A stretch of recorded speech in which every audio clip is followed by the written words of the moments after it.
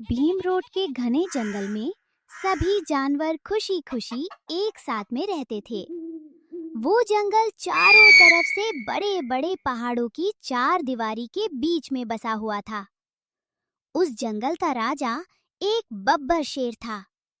सभी जानवर उससे बहुत डरते थे। शेर राजा बहुत घमंडी था। उसे अपनी ताकत पर बहुत गुरूर था। उसी जंगल में मोटू नाम का एक हाथी रहता है।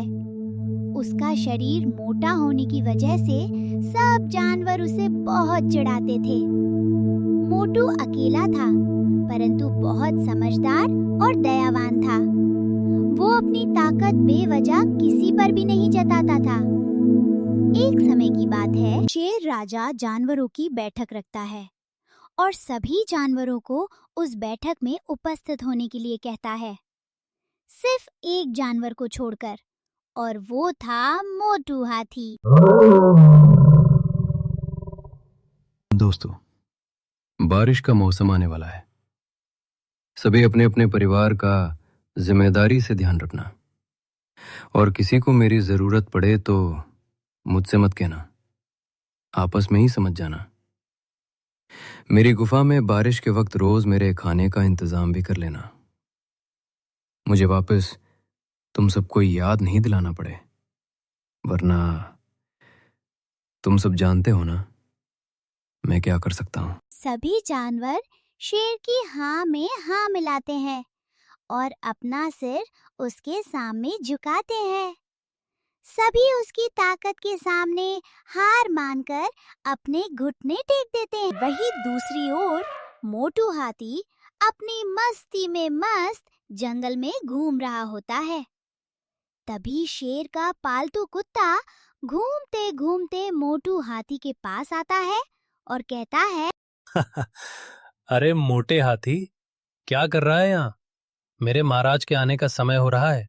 यहाँ बीच रास्ते में क्या खड़ा है? निकल यहाँ से। मोटू चुपचाप अपनी मस्ती में मस्त होकर वहां से निकल जाता है और जंगल में पेड़ के नीचे जाकर खड़ा हो जाता है और सोचने लगता है, भगवान, आपने मुझे इतना मोटा क्यों बनाया? सभी मेरा मजाक बनाते हैं। एक कुत्ता मेरे शरीर की तुलना में मेरे सामने कुछ भी नहीं, फिर भी वह मुझे आदेश देता है और मुझ पर हुक्म चलाता है। भगवान, मैं क्या करूं इस शरीर का? थोड़े दिन गुजरने के बाद अचानक एक दिन भयंकर बारिश होने लगती है। बारिश इतनी तेज थी कि पूरा जंगल पानी से भर जाता है। आसमान में बादलों के गरजने की तेज आवाज और हवा सभी को डरा रही थी। पूरा जंगल अफरा तफरी से इधर उधर मदद की उम्मीद में भाग रहा था। वहीं दूसरी ओर शेर राजा के भोजन का समय हुआ था। बहुत देर से किसी ने भी महाराज को पूरे दिन में भोजन लाकर नहीं दिया। इन सब बातों से शेर महाराजा बहुत गुस्सा हो जाते हैं और खाना लेने के लिए अपने पालतू कुत्ते को जंगल में भेजते हैं। परंतु अरे भैया, ये शेर तो आज पगला गया है। इतनी तेज बारिश में कहाँ खाना ढूंढने जाऊं? खुद भी तो सुबह से भूखा हूँ। अगर इसे भोजन लाकर नहीं दिया तो ये मुझे ही कच्चा चबा जाएगा। कुछ न कुछ तो करना ही पड़ेगा। ऐसी बारिश में किसी पर अपना हुक्म भी तो नहीं चला सकता। कोई आगे भी नहीं आएगा मदद करने। तेज बारिश को देखकर शेर का पालतू कुत्ता डर जाता है और उसकी हिम्मत नहीं होती कि वो भोजन लेने जाए। थोड़ी देर बाद इधर से उधर टहलकर कुत्ता वापस शेर राजा के पास चला जाता है और कहता है, महाराज की जय हो। महाराज, आज तो किसी भी जानवर ने आपके लिए भोजन नहीं भेजा। लगता है सभी में से आपका डर थोड़ा कम हो गया है, वरना आपकी कोई बात ना माने। ऐसा तो हो ही नहीं सकता। मैं आपका वफादार पालतू सेवक इधर से उधर आपके भोजन की तलाश में घूम फिर रहा था, परंतु देखो तो सही, मेरी मेहनत बिल्कुल भी काम नहीं आई और कुछ भी नहीं मिला भोजन में। मुझे माफ़ कर दीजिए महाराज, मैं आपके लिए भोजन नहीं ला पाया। मुझे बहुत दुख है इस बात का। हाँ हाँ ठीक है, अब ज्यादा चने के झाड़ पर चढ़ाने की जरूरत नहीं है। मैं किसी को भी अब छोड़ूंगा नहीं। किसी ने भी मेरे बारे में नहीं सोचा।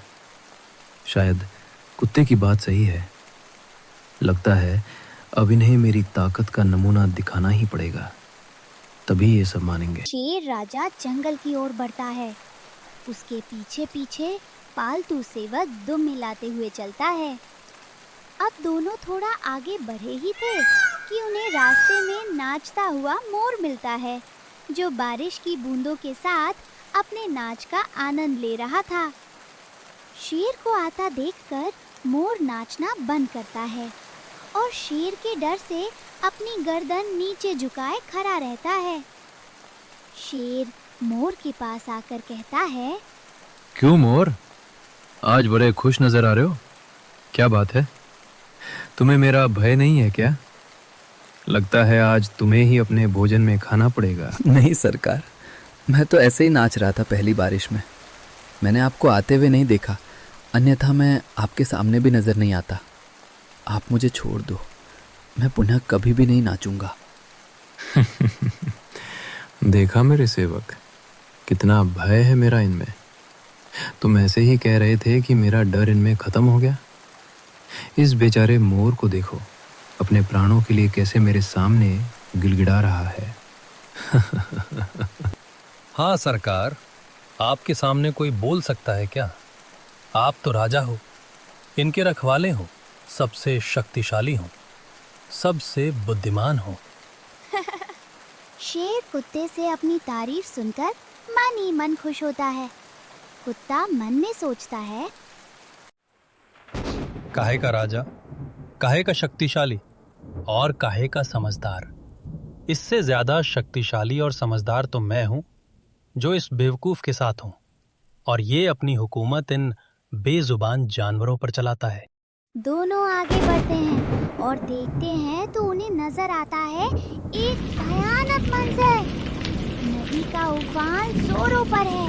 पेड़, घर, जानवर सभी पानी के बहाव के साथ बहे जा रहे हैं। तभी हाथी नदी के दूसरे छोर पर खड़ा होता है। एक हिरन पानी में बहकर जा रहा था और उसकी माँ नदी के किनारे खड़े होकर मदद की गुहार लगा रही थी। ये सब देखकर मोटू पानी के तेज बहाव में नदी में उतरता है और हिरन को पानी में डूबने से बचाता है। मोटू हिरन को अपने पीठ पर बैठाकर उसकी माँ के पास छोड़ता है। हिरन की माँ अपने बच्चे को देखकर बहुत खुश और भावुक हो जाती है। उसे अपनी गलती पर पछतावा होता है और वो मोटू से कहती है, मोटू, तुम सच में बहुत बहादुर हो और दयावान भी। आज तुमने मेरे बच्चे की जान बचाकर मुझ पर बहुत बड़ा उपकार किया है।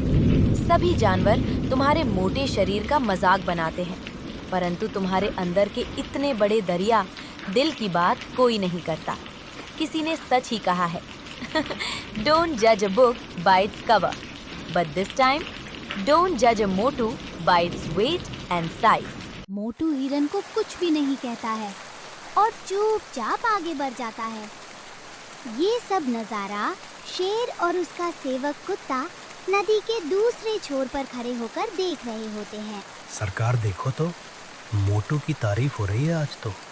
इतना भी बड़ा कोई काम नहीं कर दिया इसने जो ऐसी बात कर रही है वो। बस एक हिरन को ही है तो बचाया है, इसमें कौन सी बड़ी बात है? ये तो आप भी कर सकते हैं।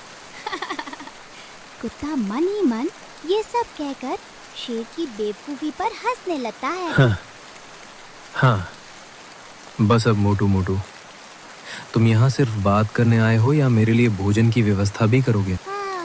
तभी मरता क्या ना करता, कुत्ते को जबरदस्ती नदी में कूदकर भोजन के लिए तेज बहाव को पार करके दूसरी ओर जाना था।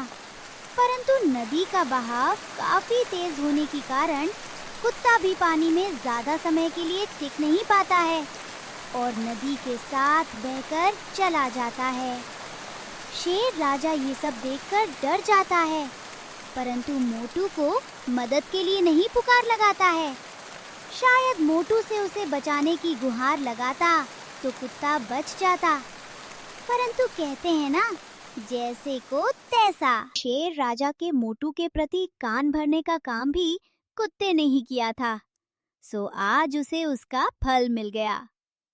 शेर इधर उधर देखता है, परंतु उसे कोई नजर नहीं आता है और वो स्वयं ही नदी में कूद जाता है। नदी के तेज बहाव के कारण वो भी बहने ही वाला था कि उसे पुराने पेड़ की शाखा मिल जाती है, जिसे पकड़कर वो खड़ा रहता है। परंतु ज्यादा देर तक पेड़ के सहारे खड़ा रहना मुश्किल था। शेर भी पानी में बहने ही वाला था कि मोटू नदी में शेर की ओर आता है और कहता है, आओ शेर, तुम मेरी पीठ पर बैठ जाओ, मैं तुम्हें नदी के उस पार छोड़ दूंगा। आओ बैठ जाओ। अगर आज तूने शेर राजा जिद की तो तू मारा जाएगा।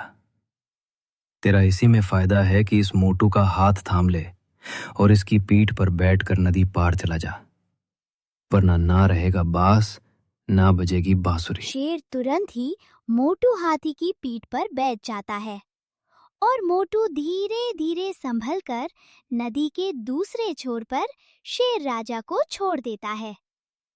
ये सब नजारा आज पूरा जंगल देख रहा था। सभी आज ये नजारा देखकर हक्के बक्के रह गए थे। जिस शेर ने कभी मोटू को बुलाना तक पसंद नहीं किया, वही मोटू आज शेर के दूसरे जीवनदान का कारण बना है। शेर के नीचे उतरते ही मोटू अपनी धुन में जाने लगता है। तब शेर राजा कहता है, मोटू रुको, तुम्हारा धन्यवाद, तुमने मेरे प्राण बचाए। पर मुझे एक बात समझ में नहीं आई, जब कुत्ता नदी में डूब रहा था तब तुमने उसे नहीं बचाया, और जैसे ही मैं डूबने को आया तो तुम बिना बुलाए ही पानी में आ गए और मेरी जान बचा ली।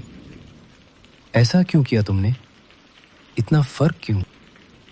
तभी मोटू बोला, शेर, तुम इस जंगल के राजा हो। तुम्हारा जीवन इस जंगल के राजतंत्र के लिए बना है। यह सभी जानवर तुम्हारी प्रजा है, तुम इनके रक्षक हो। यदि तुम्हें कुछ हो जाता तो इन सब का क्या होता? और रही बात तुम्हारे पालतू सेवक कुत्ते की, तो उसका काम सिर्फ इधर से उधर दूसरों के कान भरने का काम ही था। उसने कभी तुम्हारा साथ दिल से नहीं दिया। वो तुम्हारे साथ था क्योंकि तुम्हारे होने से उसे किसी का भी भय नहीं था और भोजन भी बिना मेहनत किए मिल जाता था। तुम शिकार करते थे और तुम्हारा बच्चा जूठा खाकर वह जीता था। असल मायने में तो वह सिर्फ तुम्हारा फायदा उठाता था। ये कहकर मोटू अपनी धुन में पुनः जंगल की ओर चलने लगता है। उस दिन के बाद से सभी मोटू को बहुत मान सम्मान देते थे। शेर राजा अपने सभी निर्णय मोटू के सहयोग से ही लेता था।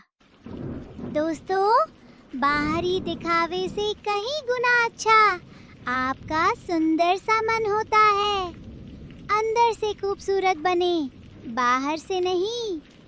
रंग रूप तो समय के साथ ढल जाता है, परंतु आपका अच्छा मन दूसरों के प्रति मान सम्मान, दया भाव, मान मर्यादा और व्यवहार ही सदैव आपकी खूबसूरती का आभूषण रहता है।